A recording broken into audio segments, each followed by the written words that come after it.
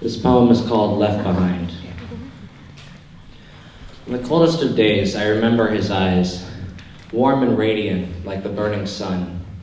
As I approached his body, the siren shrieked and pierced my ears. I screamed like an enraged animal when I saw it was the cop holding the gun. My heart dropped like a broken elevator, smashing every one of my nerves and leaving me in shock. I could have saved my friend. I could have removed his veil of abuse and shame, but the cops, who were meant to serve and protect, were the ones who sent him to the grave. And the same officers that view that life is determined by race and class, the ones who damage and kill, walk free again and again. What will you do when your faith can no longer rely on a badge because it's worn by people that see your family as criminals?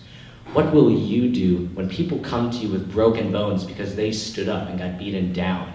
What will you say when you see police body slam children into concrete because they were the wrong color?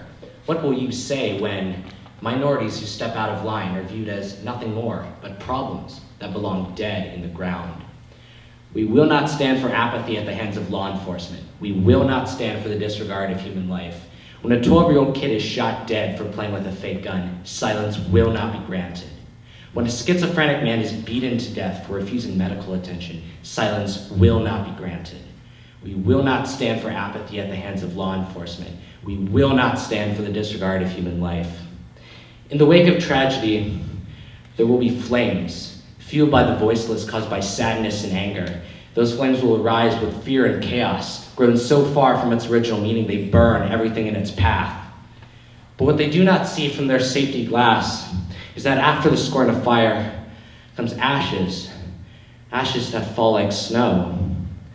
No longer are they protectors of our community, but rather armed patrolmen sent to keep us in check without limitation to their scath. Action must be taken against corrupt law officials. We will not back down until this is realized.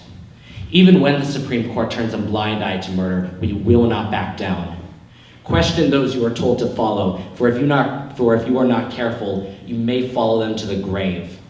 Action must be taken. Change is coming.